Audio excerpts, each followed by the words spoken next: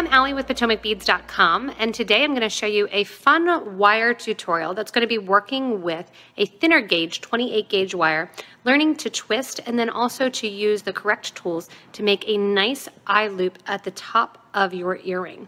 We're going to be working with this thin wire to create the natural look of these sunbeams. And if you need any of the materials, you can shop with us online at PotomacBeads.com. We already listed them for you, and then I'll go over them again at the end. As well, we have links below the video for you if you do want to purchase from us online at PotomacBeads.com or PotomacBeads.eu. To begin our light raise earrings, you are going to need some wire. I'm beginning with 28 gauge wire. You can use up to 26 gauge. 24 is going to start getting a little bit thick. That's up to you. But 28, 30, those work really well for this. I have gold filled 28 gauge wire, and I have two pieces that are cut to 18 inches. You want to make sure, because of this kind of twistiness in nature, to start out with the same size for each earring. I would actually suggest doing step by step, so making your first drop on both pieces of wire and then your second drop. I went ahead and made the whole first earring so you would have an example to look at while I'm making these sunray earrings.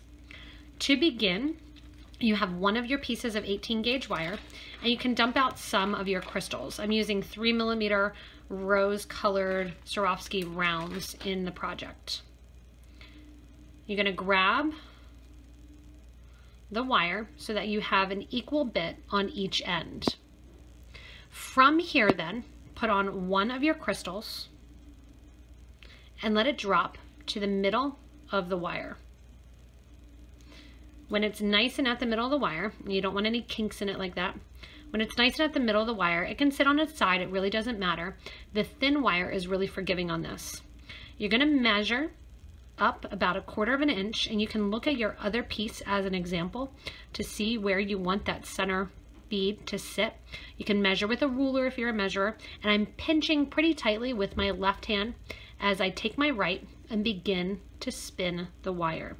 I'm spinning the wire by spinning the bead.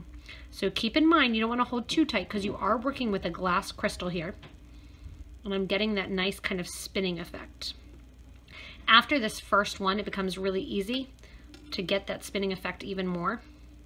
So what I'm going to do is I have that nice little spinning effect just from where I'm pinching down. And I'm going to keep twisting and keep twisting. I want those coils that are in here, you can see them, to make it nice and tight to look almost like it's like a braided or a pre-twisted. If it gets twisted a little bit above, you can simply untwist it to make sure that it gets to be your same desired length. So if I have mine twisted a little bit too much at the top, you're literally going to go in and untwist just the top section. So we did that with our center piece of our wire, and now what we're going to do is actually bend down our wires on either sides. So I have one to the left and one to the right. I'm going to do another little measurement, and this is where I said it's actually helpful to have done this already, making sure that it's nice and exactly where you want it to be. I'm going to untwist again at the top, just a couple more twists, make it a little bit shorter so you can see the wire's a little bit forgiving.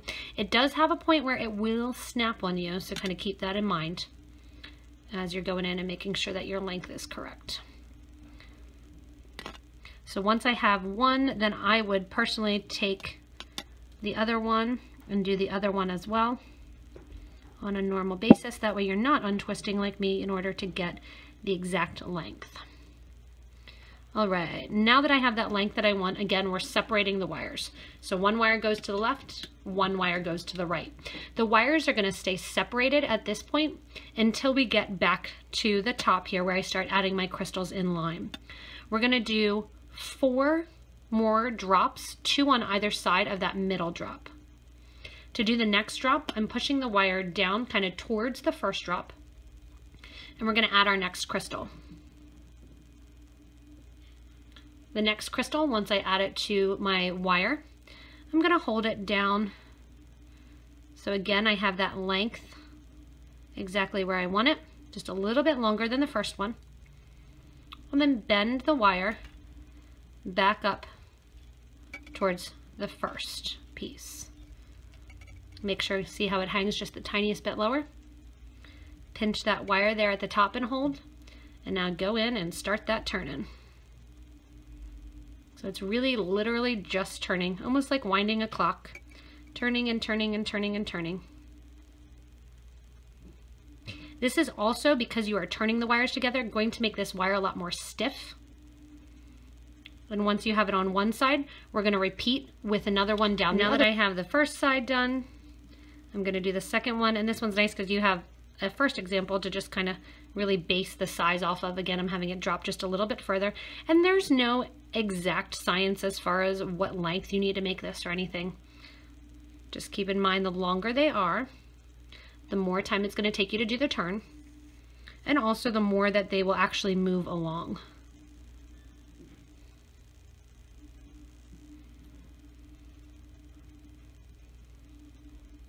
So there we have our original 3, and I'm just going to bend them in closer to the centered set. Now I'm going to do 2 more, and these 2 more that I do along the sides, I want to make them a little bit shorter. So again, I'm kind of holding this up, making sure that everything's looking good lengthwise, and then take the wires, and to hold them in place, I'm actually going to cross them. The one that was to the left is going to go to the right, and the one to the right is going to go to the left. That way it brings my wires together at the top. Again, adding a crystal onto the bottom. Hold my crystal exactly where I want it to be. Bend my wires together. Make sure that it's sitting correctly. Need to drop it down a little bit more. So I'll drop it down a little bit further. And bend the wire up. That's better. Hold it and kind of line it up to that other side. And then again, start that twisting game. And with the crystal, like I said, it doesn't matter if it sits nice and at the bottom, great, but if it sits off to the side, nobody's going to see it but you. And I'm going to turn and turn and turn. If you want to hold with your needle nose pliers, you can do that. I like to hold with my hands since this is such a kind of free-form design and a free-form thing. And now I have 1 more to do on the other side to mimic the first start of the earring. Now that I have all 5 drops down there, I brought my wires together, and you can see pretty remarkably, I have the same amount of wire at the top here that the threads are still equaling one another. From here, you really can put anything onto your design. I'm going to add another one of my crystals, putting the wires together. So I'm putting both wires through one of the center holes of the Swarovski 3mm. So both are going through. And I'm dropping that down next to my twists.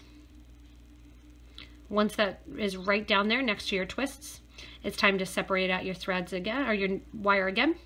1 to the left, 1 to the right.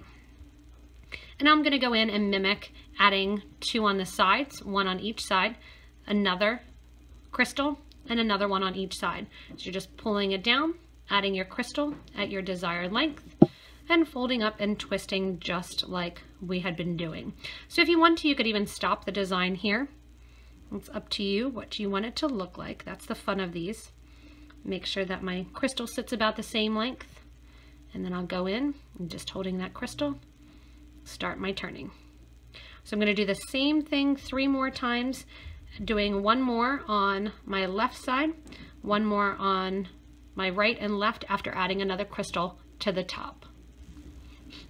Once you add however many stackable crystals you want to on your sun rays here, you're going to do a coiled eye pin.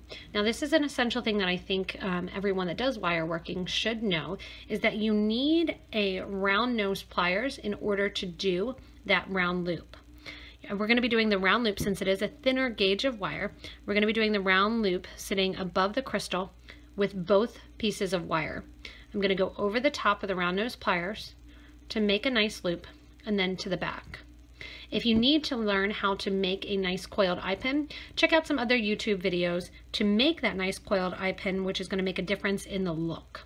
If you want to, then you can hold that coiled eye pin with the round nose pliers, and I'm just giving it a little bit of gold around the top since I have extra wire here. And you should have, if you are doing these about the same exact size, when you cut them, you should have equal amount on both the right and the left. And I'm just going to cut with my wire cutters, nice and close. Turn that loop with my fingers, because it's that thin wire, to the side, And then I have here some gold-filled lever-back ear wires that when I open them, I'm going to open them so they get opened back to the back. They have a little bit of an opening there. I'm going to slide the earrings right on that opening and close them up. I love how freeform and whimsical these earrings are, how fun they look, how much they look like they took a lot of effort, and they're so simple and easy to make with that coiling of that thin wire. Even if you have arthritis or you have a little bit of pain in your hands and you're not sure, this is a nice easy thing because of that thin gauge of wire. It's not going to really bother you as you're working with it. This also looks great if you continue on as a necklace. You can also even do a bracelet and kind of branch them together as well. If you need any of the materials for this, again, at the beginning of the video, we listed them all out for you, as well as we have links below the video in the description. You can click on there to purchase the wire and the crystals from us at PotomacBeads.com and PotomacBeads.eu. As always, if you like the video, you can give me a little thumbs up. Comment about what you like, what you would like to see, ideas and suggestions. I'm always happy to build that there as well. You can also subscribe to this YouTube channel and you'll get regular updates when we do new videos for you, as well as new product information and spotlights. And also you can join our Facebook group for beading and jewelry making, and there show us what you design, get help when you are making or asking for suggestions, and really just grab some inspiration from an awesome community of beaders that is so generous and so kind to help out others. As always, thank you so much for watching and have fun twisting the wire and making your earrings.